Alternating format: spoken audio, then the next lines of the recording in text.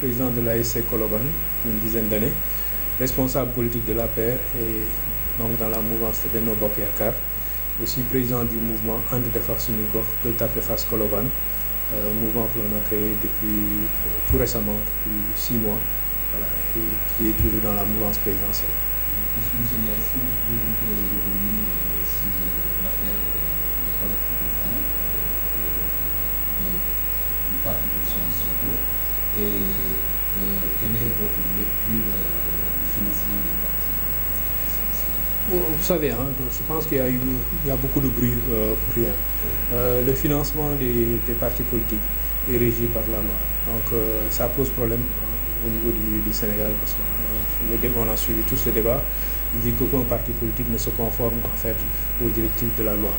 En ce qui concerne le parti PASTEF, je pense que une collecte de fonds dans cette période de pandémie, dans cette période où on dit que la diaspora sénégalaise vit des moments sombres, peut poser débat, peut poser des questions. Donc c'est légitimement, je pense, que le ministre de l'Intérieur a rappelé les dispositions de la loi. Donc il n'y a vraiment pas, je pense, de matière à débattre, à crier au loup, à moins que vraiment les gens, comme disait l'adage, que celui qui se sent morveux se mouche. Vraiment, pour moi, il n'y a pas de problème dans les dispositions que le ministre de l'Intérieur a rappelé. Le parti PASTEF est un parti reconnu par le ministère de l'Intérieur, donc qui a des devoirs, qui a aussi des droits. S'il veut qu'on respecte ses droits, il faudrait aussi que le PASTEF se conforme à ses devoirs, c'est tout. Donc, je pense qu'il n'y a pas besoin vraiment de faire faire couler beaucoup de salive à travers ce fundraising. Voilà. Tant qu'ils respectent les dispositions de la loi, tant que ce sont des Sénégalais identifiables qui cotisent, qui participent au financement du parti PASTEF, je ne pense pas qu'il y ait problème. Maintenant, s'il y a des étrangers, s'il y a d'autres sources de financement qui sont bannies, mais le PASTEF devrait faire face tout simplement à ses obligations. Vis-à-vis de la diaspora aujourd'hui n'a pas beaucoup d'argent pour pouvoir aider PASTEF, surtout dans cette période de pandémie. Bien avant même la pandémie, on sait très bien que en fait, les transferts de fonds venant des migrants a chuté, on le dit. Donc aujourd'hui, on sait que en dehors de la pandémie, bien avant la pandémie, les Sénégalais de la diaspora commençaient à éprouver certaines difficultés parce que l'Europe n'est plus ce qu'elle était aujourd'hui. L'Europe n'est plus l'Eldorado qu'elle était. Et les pays européens ont commencé à mettre en place des mécanismes de surveillance des fonds qui sortent de ces pays-là en destination de l'Afrique, qui faisait qu'il était même très difficile en temps normal pour nos compatriotes d'envoyer de l'argent à leur famille, ne serait-ce que pour la dépense quotidienne. Qu'aujourd'hui, avec cette situation de pandémie où beaucoup de Sénégalais, on l'a vu quand le chef de l'État a décidé d'octroyer l'aide aux ménages, mais les Sénégalais de la diaspora ont crié leur désarroi en disant qu'il fallait les aider parce qu'ils étaient dans une situation très difficile. Aujourd'hui, qu'on dise que ces gens-là qui sont dans une situation très difficile, qui demandent l'aide de l'État pour pouvoir survivre, ont pu cotiser en une heure ou en une journée autant d'argent pour PASTEF, ça peut susciter des interrogations. Mais ça ne veut pas dire que c'est suspect. Maintenant, il reste à la loi de faire les investigations. Si PASTEF n'a rien à se reprocher, ils peuvent décemment sortir la liste de leurs donateurs, dire voilà les donateurs qui ont contribué. Si c'est tous des Sénégalais, on ne dit pas de diaspora, on ne dit pas en fait le lieu, on parle de nationalité. Ceux qui doivent cotiser sont soit des Sénégalais. S'il n'y a que des Sénégalais qui ont cotisé, si PASTEF s'est conformé aux recommandations, aux obligations de la loi sur le financement des partis politiques, il n'y aura aucun problème. Maintenant, si PASTEF a enfreint la loi, PASTEF est un parti, comme tous les autres partis, qui devra répondre des dispositions de la loi. Bon, dernière question, les mesures prises par le chef de l'État, notamment le retour du couvre-feu, et certaines populations qui s'opposent à ça en tant que politicien et membre de la mouvance présidentielle. Quelle est votre lecture de cette situation? En fait, j'ai un regard plus profond que ça. J'ai un regard, permettez-moi d'avoir un regard qui n'est pas celui du politicien.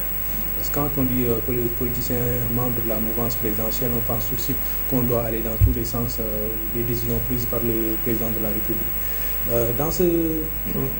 Pour ce qui concerne le retour en fait à l'état d'urgence et ce couvre-feu qui a été décrété par le président de la République, je pense d'abord qu'il a écouté les professionnels de la santé. C'est une décision de salubrité publique.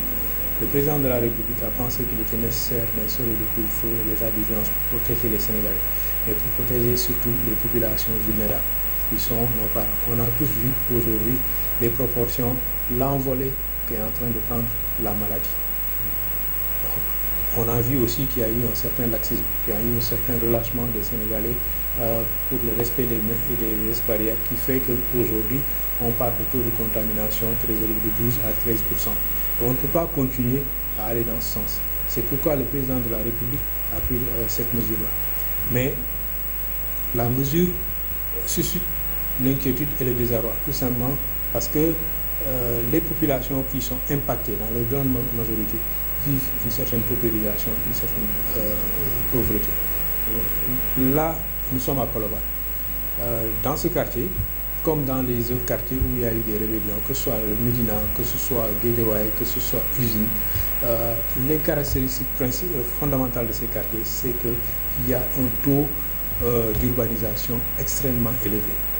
Et dans ces quartiers, malheureusement, la promiscuité est très importante.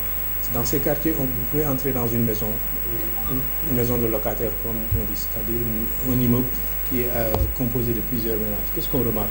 Parfois, il peut y arriver des ménages où vous trouvez un couple, un père de famille, sa femme et 3 ou 4, même plus, de plusieurs enfants qui partagent la même chambre. Et ça pose des problèmes de promiscuité. Parfois, vous pouvez voir des jeunes qui ont plus de 25 ans, qui ont plus de 18 ans, qui partagent la même chambre que leurs parents. Mais à ces gens-là, si vous dites à 9 h, vous devez aller vous coucher, vous devez aller vous entasser dans un espace de 12 mètres carrés avec vos parents, vos frères et sœurs, ça pose problème. Il y a la promiscuité. Il y a aussi, comment dirais-je, le problème économique. Dans ces quartiers-là, la plupart de l'activité se passe la nuit. Vous avez, dans ces quartiers, beaucoup de ménages ne font plus la cuisine le soir. Les gens sortent acheter à manger à la gargotière du coin, à la dame qui vend du couscous à l'angle de la rue, d'autres qui vendent des sandwichs, d'autres qui vendent, etc., etc.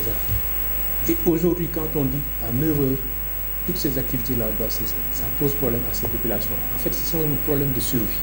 Il ne faut pas voir dans ces actes de défiance, dans ces actes de rébellion, une défiance par rapport à l'autorité ou comment dirais-je, un rejet systématique de la loi. Il faut voir plutôt dans cet acte-là le désespoir des gens qui n'ont pas d'autre revenu, qui ne savent plus où aller. Si on demande à ces gens qui n'ont pas d'autre activité de regagner les consciences à partir de 9 h, ça pose problème. D'autant plus qu'on sait qu'aujourd'hui, que l'État ne peut pas faire l'accompagnement qu'il y a eu à faire l'année dernière au début de la pandémie. Et je ne pense pas que l'État puisse se permettre encore de sortir 100 milliards de francs pour aider les ménages. Donc, pour éviter d'arriver à une situation beaucoup plus difficile, le chef de l'État a édicté cette mesure-là. Maintenant, il faudrait que la mesure soit bien expliquée. Il faudrait que ces jeunes comprennent que c'est quelque chose de temporaire. Pour le moment, on parle de 12 jours. Si les gens, pendant ces 12 jours-là, se serrent la ceinture, reviennent au respect des gestes barrières, au respect des mesures édictées par les autorités sanitaires, je pense que le président de la République pourra lever cet état d'urgence-là. Le président de la République n'a aucun intérêt à contraindre les Sénégalais dans la pauvreté. Le président de la République n'a aucun intérêt à brimer les Sénégalais. Mais par contre, il est de sa responsabilité, en tant que premier magistrat de ce pays, de défendre et de protéger les Sénégalais. En prenant cette mesure, le président de la République ne visait qu'à protéger les Sénégalais. Il faut que les gens le comprennent comme ça. Il est très facile d'édicter un couvre-feu à Fann Résidence à 21h et de le faire respecter. Parce que ces gens-là, ceux qui habitent dans ces cités-là, n'ont pas de problème. Si vous décrétez un couvre-feu à 19h à Waterfront, je ne pense pas que les gens qui y habitent vont sortir pour manifester. Non, c'est bien heureux d'être chez eux et de profiter de leur cadre, de leur espace, parce qu'ils ont l'espace. Oui. Par contre, si vous dites à quelqu'un qui n'a pas de chambre où dormir qu'à 9h, il faudrait que tu te couches, ça pose problème.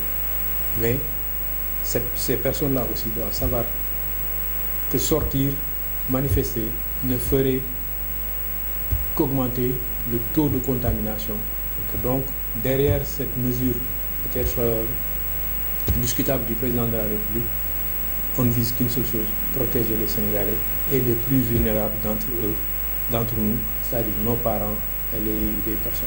Les jeunes qui manifestent généralement sont dans des quartiers où, quand vous posez la question à un jeune, qu'est-ce que tu veux devenir? Je dis, moi demain je veux devenir quelqu'un pour aider mes parents, pour amener mon père à la Mecque, comme disent les lutteurs, pour en fait faire plaisir à mes parents.